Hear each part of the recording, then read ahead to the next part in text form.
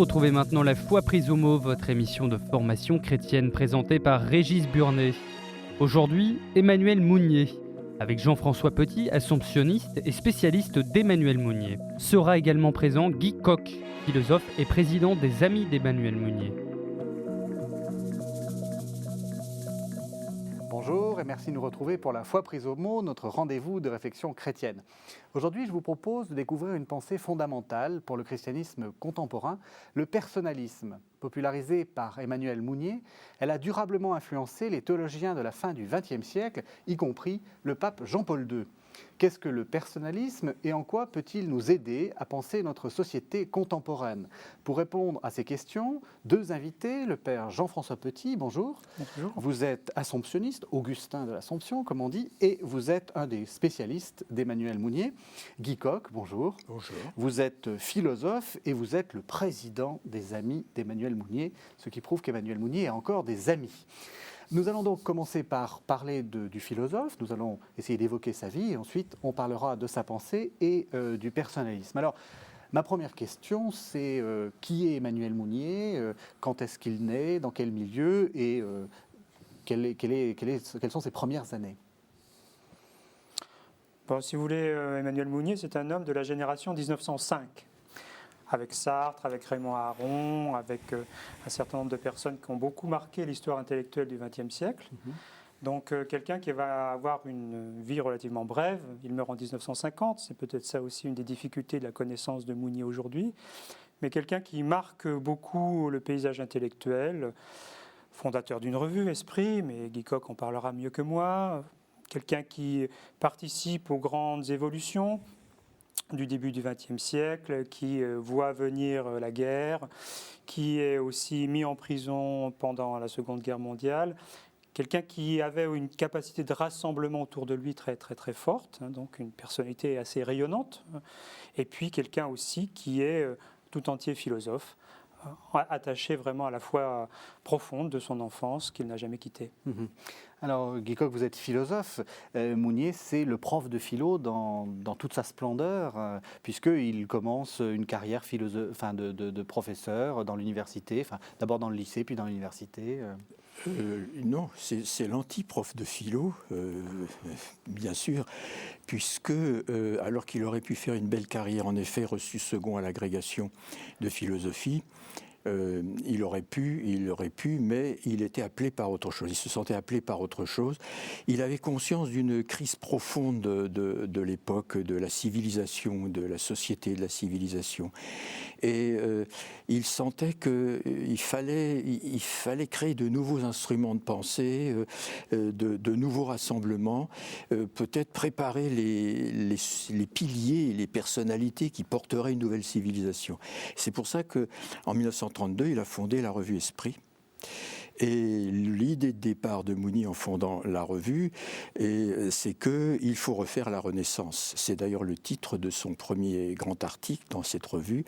Et c'est quelque chose, c'est un texte formidable, parce qu'il montre que la révolution commencée à la Renaissance n'a pas été achevée. Elle a insisté sur quelque chose de positif, mettre en avant l'individu, mais il fallait autre chose. On ne peut pas uniquement, disons, appuyer une civilisation sur l'individu. Il faut aussi traiter le problème du lien collectif, du social, du collectif. Et donc, Mounier voudrait refaire la Renaissance parce qu'il faut...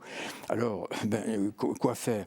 Il faut à la fois, disons, dépasser les défauts de cet individu qui donne l'individualisme démocratique et qui encore aujourd'hui d'ailleurs est un élément de crise grave dans tout l'ordre humain. Donc, il veut mettre en avant la notion de personne. Il veut que l'on passe de l'individu à la personne. Je pense qu'on y reviendra. Ça, c'est un point. Et l'autre point, c'est que cette société, depuis le XVIIIe siècle, est dominée de plus en plus par l'argent. Par le service du capital et non plus du travail, le culte de l'argent, la seule valeur c'est l'argent, et il sent qu'il y a là quelque chose de grave, d'autant que la crise de 29 est arrivée. Et donc Mounier, c'est aussi celui qui veut mettre en cause le désordre établi. Ce qui est d'ailleurs assez assez particulier dans son époque, puisqu'on est quand même dans une époque très polarisée entre ceux qui condamnent le capitalisme et qui sont plutôt à gauche et plutôt athées, et puis l'Église qui, mon Dieu, était quand même plutôt du côté peut-être pas des puissances d'argent, mais qui était plutôt du côté d'une stabilité, etc. Oui, parce qu'on a cette difficulté à l'époque aussi d'avoir une analyse forte. Il y a eu effectivement les encycliques sociales qui invitent à regarder de façon neuve l'évolution très forte de la société, très rapide à la fin du 19e siècle. Mais on est encore dans un contexte difficile, dans un contexte de tension entre l'Église et la République, dans un contexte où aussi on n'aime pas trop que ça bouge trop vite. Donc on a plutôt ce sentiment-là.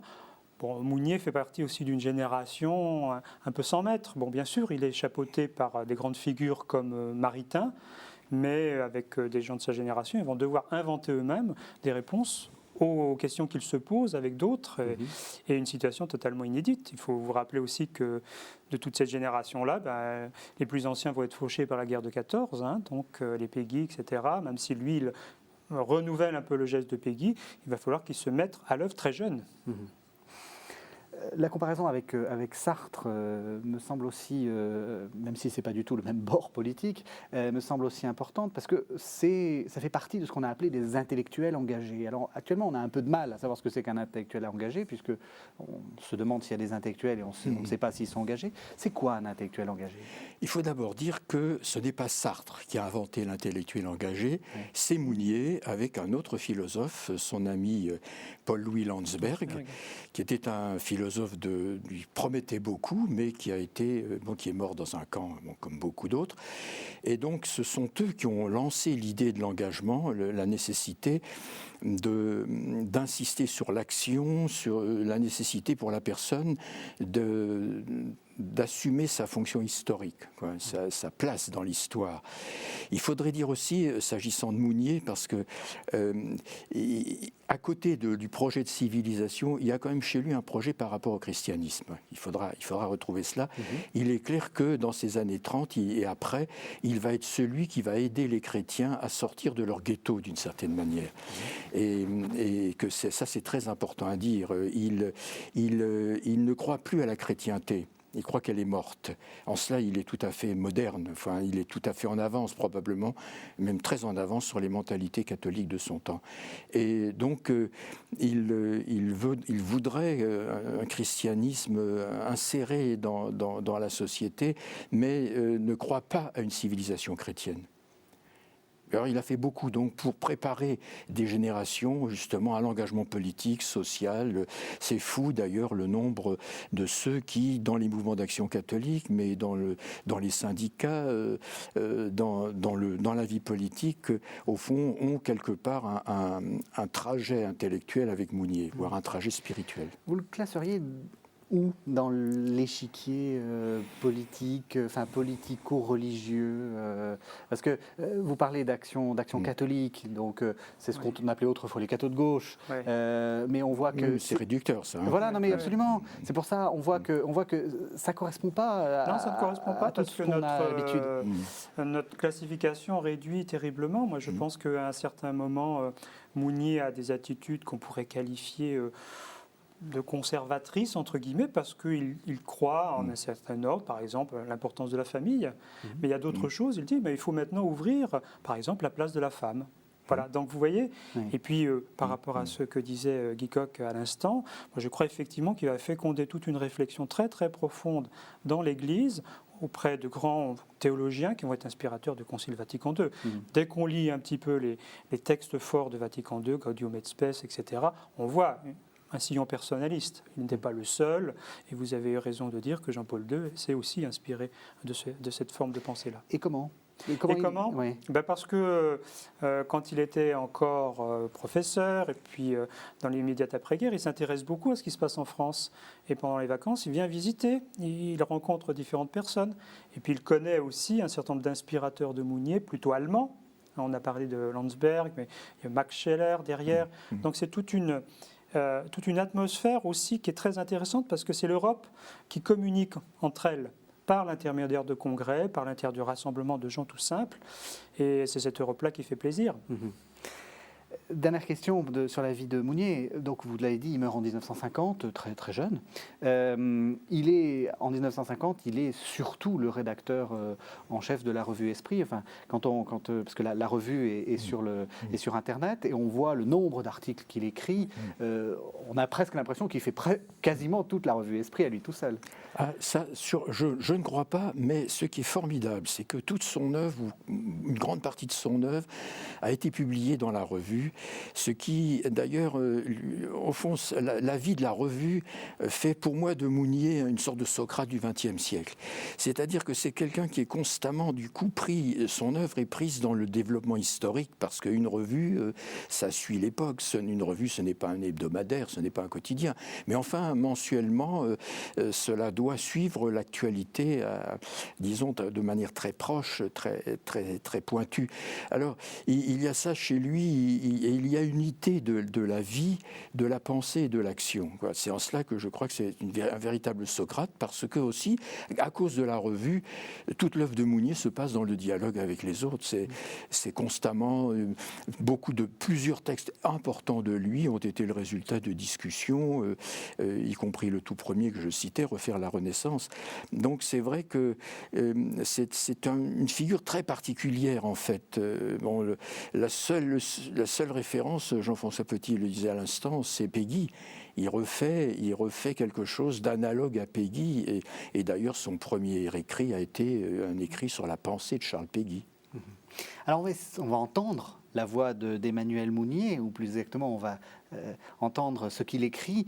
Donc ça nous permettra de passer au deuxième temps de l'émission pour savoir ce qu'est le personnalisme. C'est justement un extrait d'un Que sais-je qui a été un succès foudroyant dans la collection Que sais-je, un Que sais-je qui s'appelle le personnalisme. On écoute donc Emmanuel Mounier.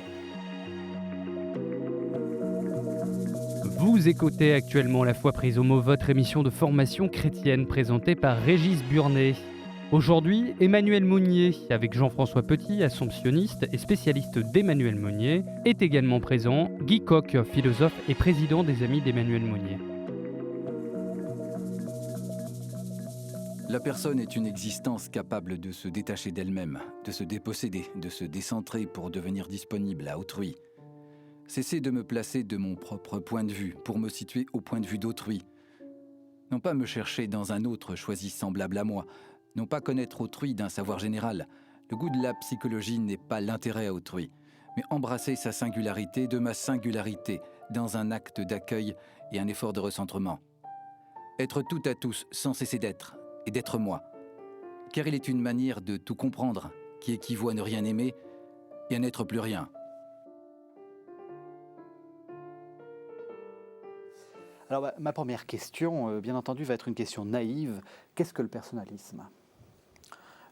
Qu'est-ce que le personnalisme ? Moi, je dirais plutôt philosophie de la personne et de la communauté. Mounier n'aimait pas beaucoup les ismes. Vous savez, quand on s'en va du côté du marxisme, du communisme, ou du capitalisme ou du socialisme, on fait parfois fausse route. Philosophie de la personne, parce qu'il croit vraiment qu'une société, si elle veut être fondée valablement, doit s'appuyer sur les personnes. Et là, il y a toute une discussion qui s'impose aujourd'hui, me semble-t-il, sur la différence entre personnes, individus, sujets. Ça ne renvoie pas au même concept et ça ne renvoie pas au même champ de référence. Et puis de la communauté. Vous savez, on emploie le terme communauté un peu partout, n'importe comment. Et Mounier pense véritablement une possibilité de communion entre les personnes et d'ensemble fort. Voilà, je dirais ça comme ça. La communauté, ce n'est pas la société. Ce n'est pas le groupe anonyme, il y a quelque chose de beaucoup plus fort, sans évidemment que ces communautés se replient sur elles-mêmes. Alors, vous en avez trop dit ou pas assez. Justement, vous avez fait une distinction conceptuelle intéressante entre personne, individu, sujet. Voilà. Alors, qu'est-ce que c'est que la personne, justement ? Personne. Donc, ce qu'on pourrait dire, c'est que justement, la personne, pour Mounier, c'est un mot qui lui permet de saisir la réalité humaine dans sa globalité, dans toute sa globalité. Donc il y a à la fois l'individu, parce que Mounier ne nie pas qu'il y ait de l'individu dans l'homme. L'individu, c'est quoi ? C'est moi ? Alors l'individu, le moi, c'est encore autre chose. Non, l'individu, pour Mounier, c'est la partie où la personne, disons, touche à la matière. Et donc, c'est aussi donc une sorte de réalité close. Alors qu'il ne faut pas oublier, donc, c'est déjà ça, c'est le corps, la personne est corps aussi, elle est chair. La personne, ce n'est pas la personnalité, quoi qu'on le dise quelquefois. Parce que pour Mounier, la personne est un mouvement de transcendance. Alors, il y a plusieurs directions à cette transcendance. D'abord, vers soi-même, la personne n'est pas achevée. Elle s'achève dans la découverte de sa vocation, comme un chiffre secret à décrypter. L'autre transcendance, c'est la transcendance vers autrui, parce que la personne sans autrui n'est rien. Elle est dans la qualité de sa relation avec autrui. Et il y a un troisième mouvement de transcendance qu'on oublie souvent, c'est la question, c'est vers les valeurs. La personne est tendue vers les valeurs. Et il y a une philosophie des valeurs chez Mounier, mais il ne fait pas des valeurs quelque chose d'abstrait. Pour Mounier, la valeur n'est présente qu'à travers les personnes. Je peux dire ça rapidement. Alors, c'est intéressant ce que vous dites, parce que justement, vous parlez de la personne en évolution, qui était un thème très important pour Mounier. C'est un dépassement continuel. Qui contredit un peu ce qu'on entend très souvent dans notre société, où on réduit les gens à leurs actes, ou pire, on réduit les gens à leur origine. Ça, pour Mounier, c'est impossible, c'est insupportable. C'est impossible. Dans les grands débats qu'on a actuellement en matière d'éthique, il est quand même important d'avoir une définition conséquente de la personne. Non pas pour tomber dans un intégrisme, entre guillemets, de la personne, mais pour dire quand même, il y a là un enjeu fondamental sur l'humain, et le terme le plus approprié, me semble-t-il, pour l'instant, c'est la personne. Et Guy Coq a eu raison de le souligner. Respecter la dimension de vocation profonde, c'est-à-dire une personne, elle est faite pour effectivement aller de l'avant, de communion avec les autres, c'est-à-dire elle est faite pour être en société avec les autres, puis en même temps qu'une personne puisse aussi porter des valeurs, y compris des valeurs spirituelles. Pour une éducation aujourd'hui, c'est quand même incontestable.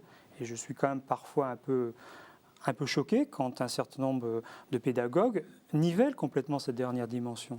L'éducation spirituelle, c'est une éducation qui me semble à pouvoir mener avec des enfants. Vous voulez dire que traiter les enfants comme des personnes, c'est aussi leur parler de Dieu? C'est aussi les ouvrir à une dimension qui les dépasse. Alors après, on pourra dire c'est Dieu. Bon, peut-être que dans certains cas, on n'ira pas jusque-là, mais ça vaut quand même le coup de respecter ça. Pourquoi sinon les enfants le sentent bien qu'il y a un manque. C'est un mouvement de transcendement. Mounier n'aime pas le mot transcendance pour parler de la personne. Il dit je préfère presque le verbe de se transcender.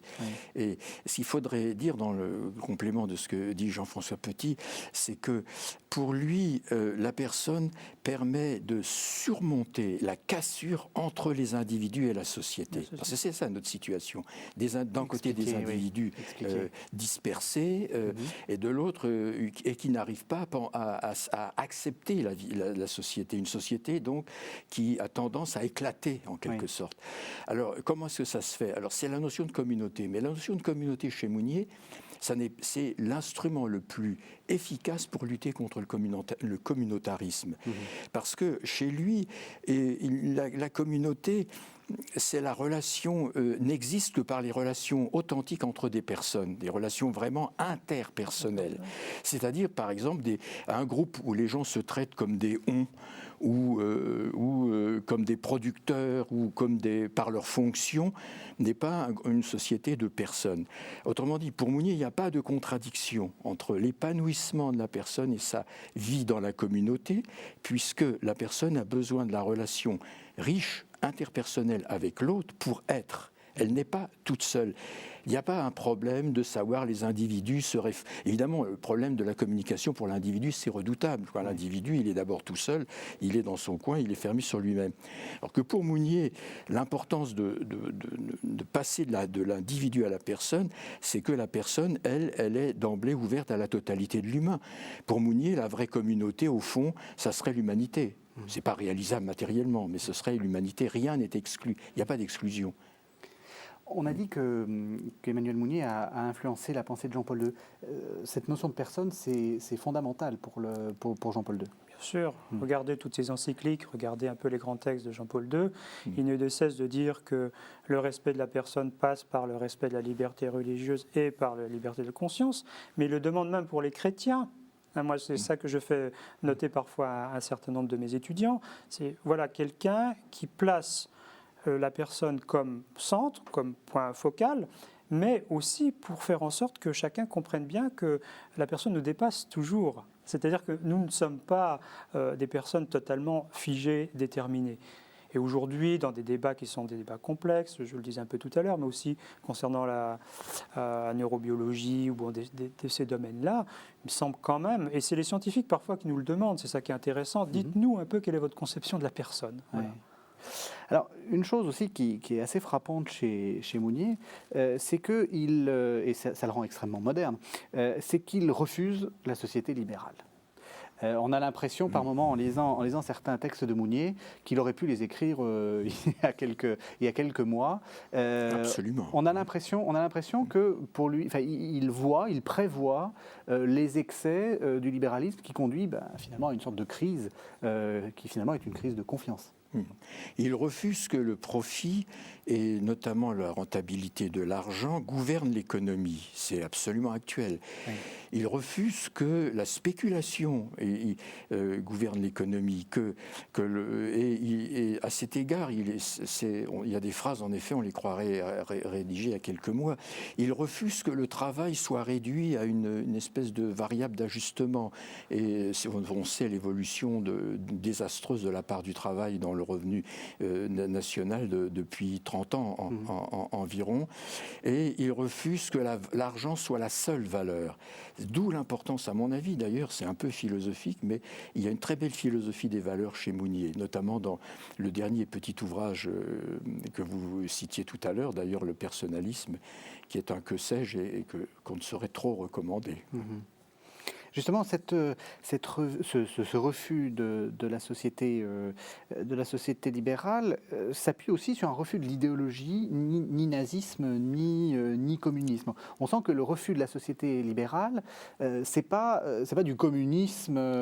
On va pas nationaliser les biens de production. On va pas. Alors, comment est-ce qu'on s'en sort? Parce que c'est vrai qu'actuellement, dans notre société, on se dit bon, le communisme, c'est fini. Il en reste quelques-uns, mais bon, c'est en voie de disparition.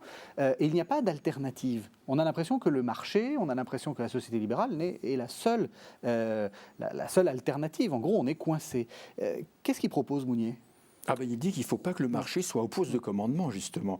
Et alors moi, ce qui me frappe, c'est notamment dans plusieurs numéros de la revue Esprit qui ont été d'excellents dossiers sur la crise, c'est bien cela qui est en question, la mise en cause. Le marché ne peut pas être le régulateur unique et suprême de la vie en société, ni même de l'économie. Car la valeur qu'établit le marché, quand elle est fondée sur la spéculation, est une valeur forcément qui va dérailler, qui ne va pas faire les vraies hiérarchies. Et Mounier est très, très fort sur ce sujet. Il y a d'ailleurs des pages, certains paragraphes qu'il titre l'anticapitalisme. Il y a un anticapitalisme de Mounier, mais il est contre l'étatisation. Il est pour un rééquilibrage des choses. Et bien sûr, il refuse le communisme parce qu'il ne supporte pas le traitement de l'être humain dans le communisme. Bon, il refuse le fascisme parce que l'identification à un chef, de la personne à un chef, c'est plus une personne, c'est une société très imparfaite et même très, très redoutable. Donc, il imagine une société personnaliste en quelque sorte, mais ça ne veut pas dire que tout serait personnaliste, mais qu'au moins la personne serait une valeur vraiment ferme, forte, respectée. Ça serait quoi une société personnaliste? Là, je vous donne une baguette magique, vous nous transformez notre société en société personnaliste. Comment ça fonctionne? Comment ça fonctionnerait? Comment ça pourrait fonctionner? Ça, je pense qu'il y a différentes modalités. Et aujourd'hui, ceux qui travaillent un peu dans cette direction-là, tant au plan de la pédagogie que de l'économie, que du monde politique, mériteraient aussi de se rencontrer un peu plus souvent. C'est ce que je dirais d'abord. Bon, Mounier était très remonté contre ce qu'il appelait le désordre établi, c'est-à-dire le maintien de structures oppressives, oppressantes, en l'Église catholique on dirait structures de péché, qui empêchent véritablement que l'homme soit reconnu, soit promu. Donc son souhait, avec d'autres, c'est mettre en place un état de société différent, où l'économie soit au service de la personne et pas l'inverse, où le politique soit au service de la personne et pas l'inverse, etc. etc. Donc ça passe par une réélaboration assez complète, c'est ça qui est aussi compliqué chez Mounier, par certains aspects, de la valeur du travail, de la valeur du profit, de la valeur de l'être ensemble. Alors son contexte n'est plus le nôtre, hein, et Oui. c'est la crise des années 30 quand même, aussi le refus d'une forme de parlementarisme avachi, etc. Bon, des choses qui, à son époque, sont complètement discréditées. Aujourd'hui, on est quand même dans des formes plus démocratiques, quoique, hein, mais quoique. Enfin, il faudrait s'interroger véritablement sur ce qui fait que la société peut avancer. Et Mounier, c'est quelqu'un qui a le souci de la globalité. Vous voyez, par exemple, pour donner une toute petite illustration qui concerne un mouvement chrétien qui s'appelle les Focolari, hein, ils essaient de développer ce qu'ils appellent une économie de la communion, où la responsabilité sociale de l'entreprise est valorisée, où le profit est systématiquement partagé, où on essaie de faire en sorte que les personnes soient respectées. Bon, voilà, donc je pense qu'il y a des petites pousses qu'il faut savoir regarder. Et puis dans notre contexte franco-français, je crois que c'est bien aussi de se dire qu'ailleurs, des recherches sont menées. Mounier a beaucoup de disciples en dehors de France, et ça, il faut le rappeler, au Brésil, dans d'autres endroits, des gens qui aujourd'hui ont repris cette formule que je citais, de désordre établi, et ils parlent de mondialisation de désordre établi, c'est-à-dire des structures qui maintiennent fermement les gens du Sud la tête sous l'eau. Et c'est aussi avancer dans un autre type de relation entre le Nord et le Sud qu'il faudrait aujourd'hui. Oui, il faut souligner quelque chose. Vous me demandiez tout à l'heure la société personnaliste, qu'est-ce qu'on pourrait en dire? Alors, tout d'abord, il faudrait souligner que du point de vue politique, c'est une démocratie. Il y a certes chez Mounier une critique de la démocratie des années 30, mais on la retrouve ô combien forte chez un auteur totalement contemporain comme Marcel Gauchet. Donc, une critique de la démocratie telle qu'elle est faite, mais disons un attachement à la démocratie à faire. Pour dire les choses, il est assez proche d'un homme comme Proudhon, c'est-à-dire qu'il voit beaucoup de fédéralisme, beaucoup de décentralisation, mais contrairement aux anarchistes, Mounier ne nie pas la nécessité d'un pouvoir politique de l'État. Et alors il y a un autre point qu'il faudrait mentionner, puisque en effet, par rapport au marxisme, Mounier ne présente pas une utopie complète. On pourrait dire que chez lui, l'utopie, elle est négative d'une certaine manière. Il sait ce qu'il ne faut pas faire, oui. Mais il est conscient de l'incertitude de l'histoire. C'est-à-dire que, du coup, ce que je viens de dire le rendait faible du temps des grandes utopies, parce que, et au fond, chez Mounier, on ne trouvait pas le projet d'une société prolétarienne, etc. On n'avait pas la grande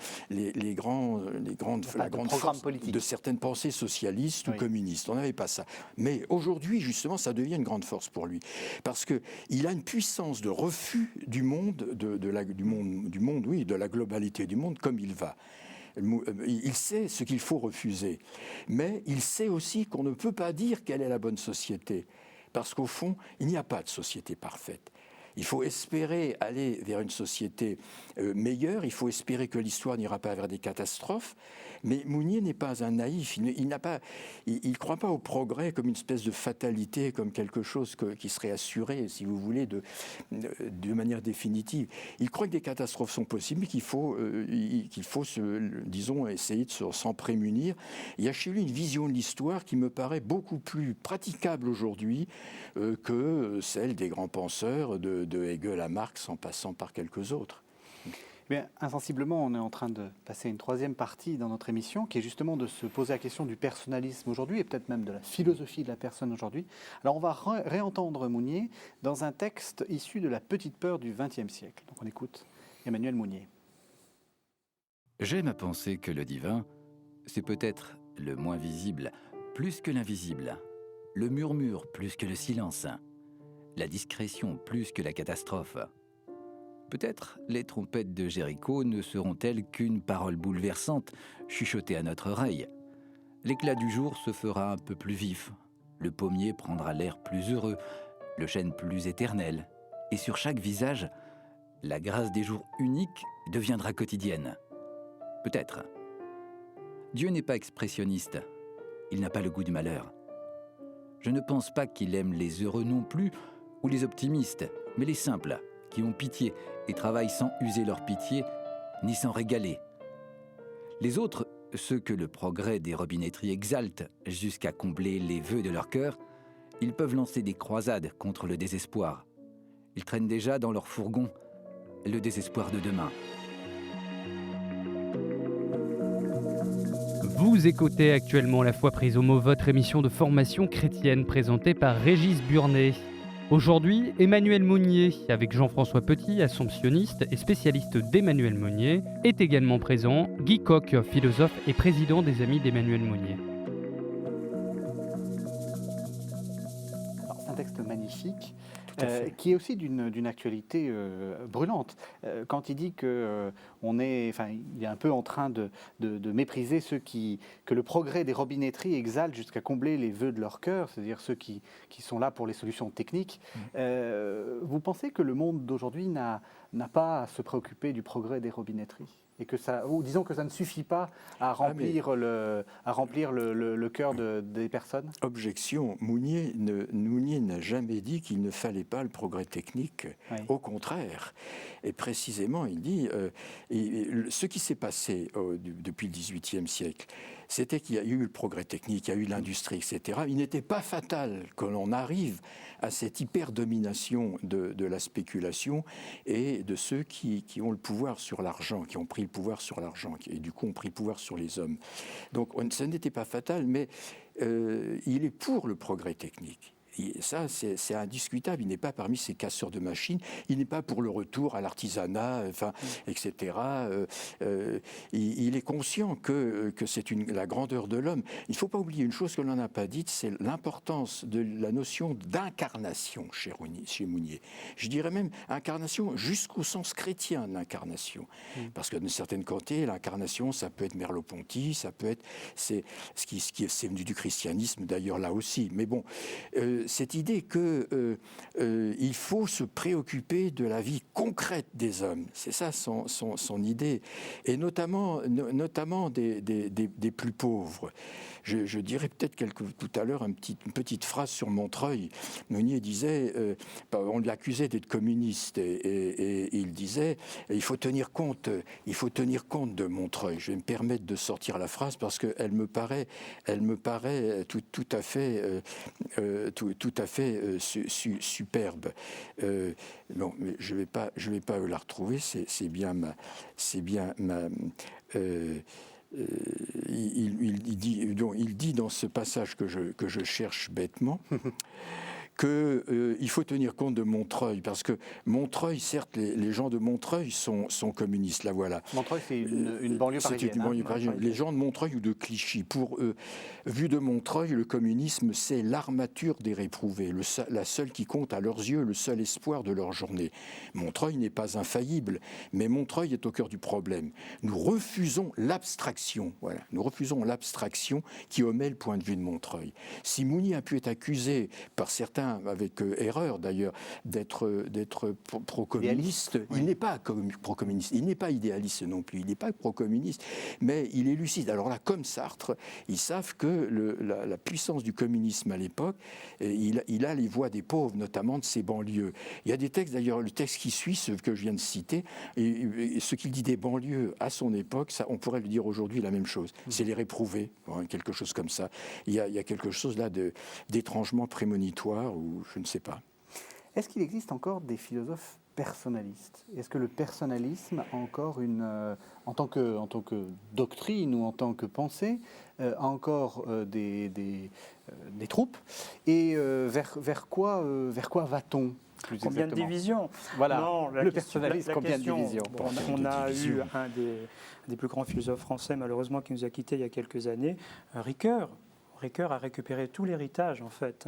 Une grande partie, il l'a développé, l'a considérablement amendé à certains endroits. Moi, je pense qu'effectivement, il y a quelques années, on avait organisé un colloque pour essayer aussi de mieux faire connaître, avec le soutien effectivement du philosophe Paul Ricoeur, de Jacques Delors et d'autres. Bon, moi, ce qui m'avait beaucoup frappé, j'étais plus jeune à l'époque, il y a de ça une dizaine d'années, c'était ce croisement de 3 générations de témoins historiques, de gens qui ont vraiment vécu, qui ont connu de près, des gens qui se sont inspirés dans la pédagogie, dans le domaine social, syndical, et puis politique, et puis les plus jeunes qui ont manifesté un très grand intérêt, qui continuent aujourd'hui. Moi, quand je parle à mes étudiants de Mounier, ils disent oui, ça nous intéresse. Alors, effectivement, moi, je pense qu'il faut qu'on soit un peu attentif. Il y a des philosophes médiatiques qui parfois occupent un peu le devant de la scène. Puis il y a ceux qui travaillent en profondeur et qui travaillent à leur rythme. Le grand succès du colloque qui a eu lieu à Rennes le prouve, c'est-à-dire qu'il y a une attente. Il y a beaucoup de gens qui sont venus ici pour effectivement partager déjà un peu leurs connaissances et puis avoir envie d'avancer avec d'autres. Justement, qu'est-ce qui est à garder de cette philosophie? Qu'est-ce qui est la chose qui peut nous aider disons, à avancer et peut-être à combattre cette société libérale dont on se dit elle est en crise et on n'a pas d'alternative? Pour moi, c'est très clair, c'est la méthode. Oui. C'est la méthode. Mounier, d'ailleurs, refusait que le personnalisme puisse être transformé en une doctrine prête à porter dont on pourrait déduire les solutions. Il y a un autre terme qui est très important chez lui et qu'on n'a pas évoqué, c'est l'événement. L'importance de l'événement. L'événement, écrit-il dans une lettre presque à la veille de sa mort à Jean-Marie Domnac, sera notre maître intérieur. Et ça, il le pensait depuis toujours. C'est-à-dire il ne faut pas aller vers l'histoire avec des a priori. Il faut tenir compte des événements et tirer le maximum des événements. Mais c'est lié aussi à quelque chose d'autre chez Mounier qui est essentiel. Parmi les choses les plus vivantes de sa pensée, si on peut dire, il y aurait la réflexion sur la personne, il y aurait aussi la réflexion sur l'engagement. On n'a pas beaucoup parlé de cela, mais pour Mounier, une personne qui ne s'engage pas ne se réalise pas. C'est-à-dire que l'action est très importante. Et cette action, pour lui, elle a deux extrêmes en quelque sorte, ou deux termes en quelque sorte. D'un côté, l'action politique qui est déterminée beaucoup par l'efficacité, et de l'autre, le prophétique. Il y a alors entre les deux, il y a toutes sortes de combinatoires, et il y a chez lui, plus que chez Bernanos, une pensée de l'action prophétique et du prophétique. Qu'est-ce que c'est le prophétique pour Mounier? C'est pas le politique, mais ça a un rapport avec le politique. Il faut qu'un militant politique soit à la fois politique et prophétique pour lui. Prophétique, ça veut dire que on va se mettre au service de valeurs essentielles qui probablement ne peuvent pas être complètement remplies maintenant, mais on va faire pression pour que les esprits changent en vue de se rallier en quelque sorte ces valeurs. Je cite toujours le cas de l'abbé Pierre. Quand en 1954, l'abbé Pierre pousse son grand cri sur l'insupportabilité de ces gens qui meurent dans la rue, au fond, il est prophète. Il est prophète parce qu'il met en avant une valeur qui n'est pas reconnue. Et quelque chose qu'il faudrait prendre en compte. Les politiques sont dépassés. L'action prophétique ne peut pas être directement le fait d'un programme politique, même si on peut exiger des politiques qui n'oublient pas justement cette exigence dont est porteur le prophétique. Oui. Alors, par ailleurs, je veux dire que chez Mounier, la question de l'engagement est décisive. Et si on veut former des citoyens aujourd'hui, il faut leur donner à comprendre, il faut leur donner aux enfants, aux jeunes, la compréhension de ce que Mounier et Landsberg disent sur l'engagement. Quand Mounier dit s'engager, et avec Landsberg d'ailleurs, il ne faut pas attendre des fins parfaites pour s'engager. Bon. Il ne faut pas non plus attendre des moyens parfaits, parce que tous les groupes humains ne sont jamais qu'imparfaits. Mais il faut être rigoureux sur quelques valeurs essentielles. L'engagement, c'est quoi? C'est forcément un engagement politique? Non, mais il ne faut pas exclure l'engagement politique. C'est ça que veut dire mon écart. Oui, c'est pour ça, parce que c'est vrai qu'on a l'impression que... L'engagement spirituel aussi, si vous voulez.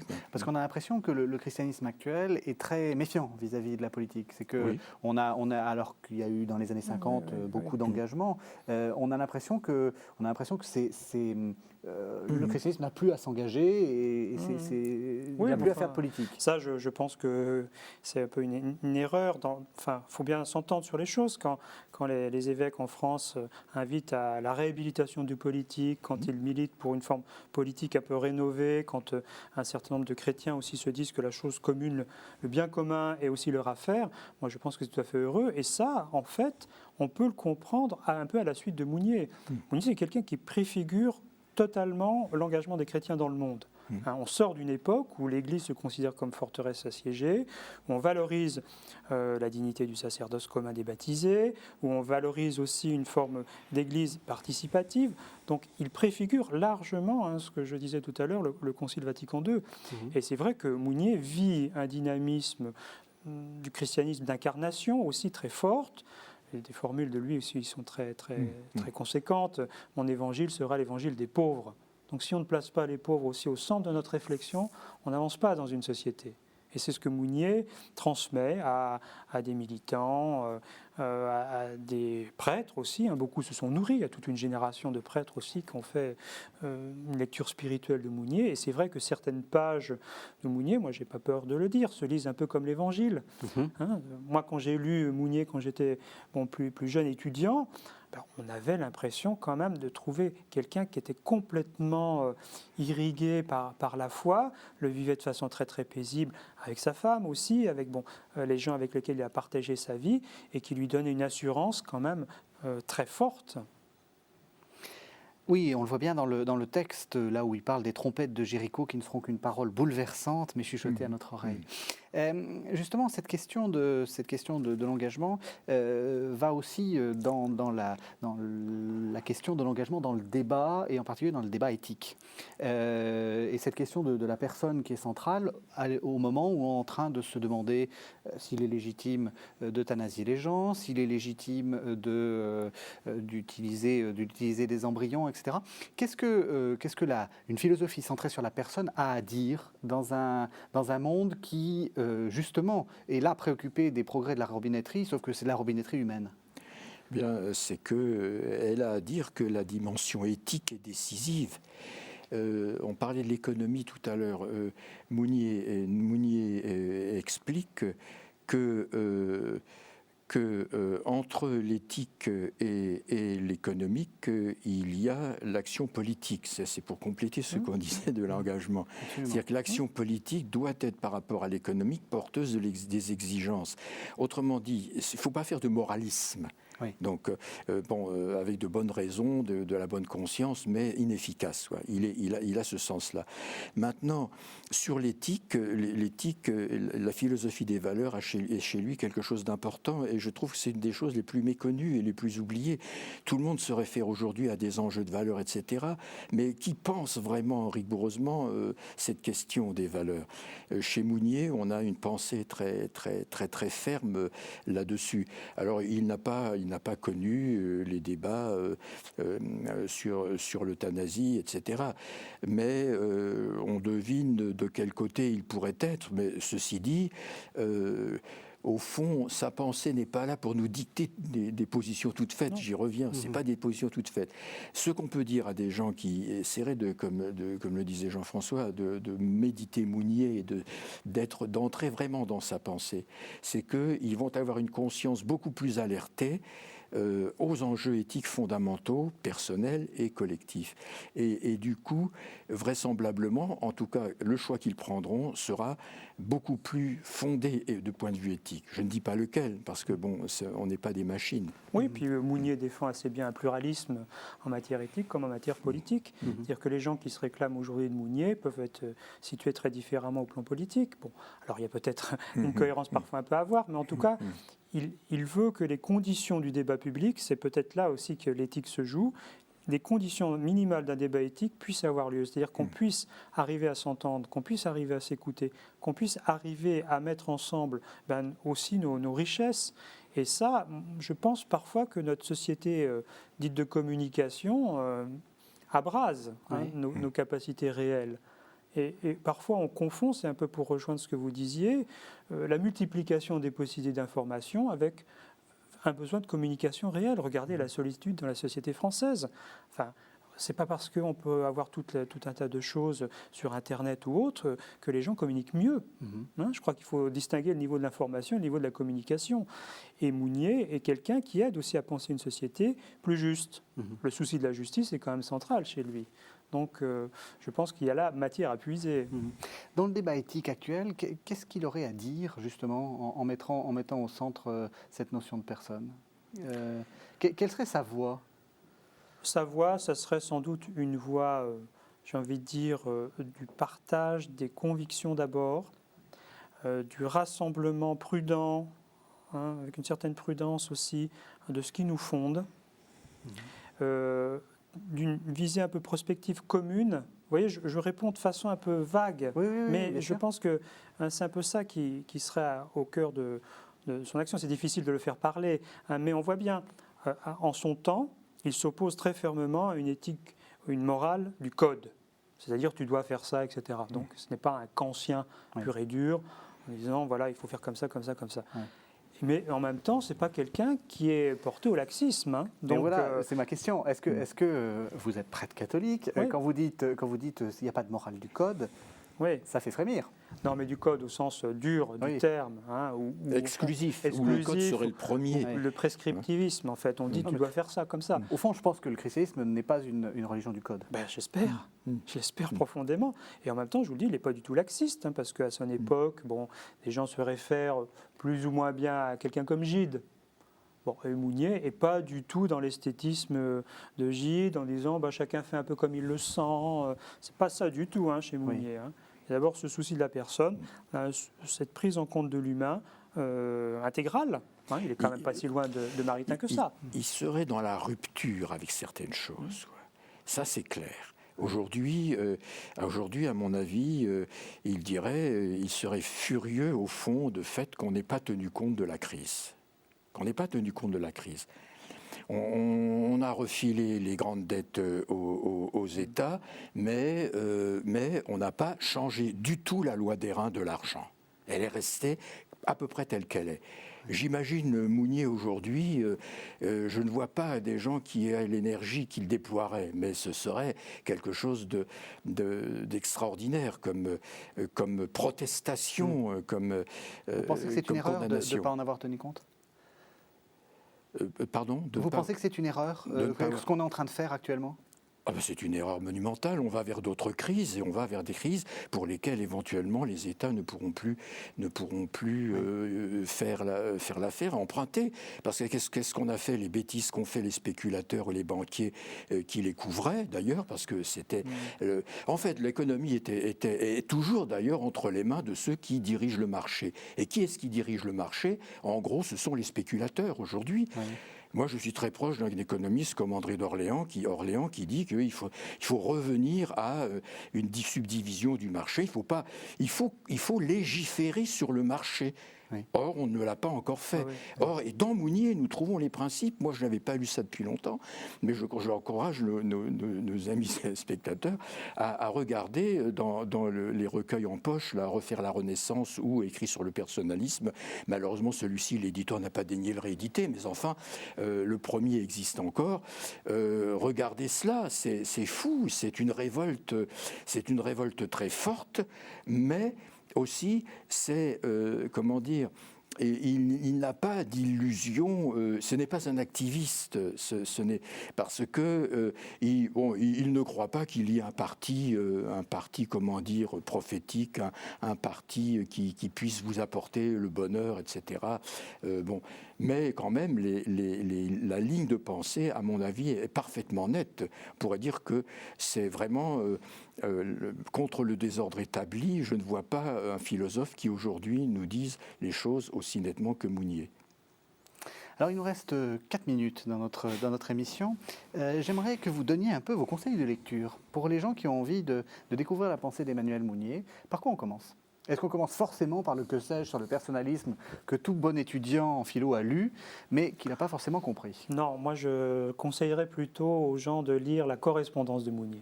Mounier, c'est quelqu'un qui a écrit admirablement. Ça s'appelle Mounier et sa génération. Mounier et sa génération. C'est édité par Parole et Silence, voilà. Ça doit être disponible. Ça doit être disponible. C'est quelqu'un qui écrivait merveilleusement à son père, à ses correspondants, qui avait une capacité de reprise de ce qu'il vivait. C'est somptueux.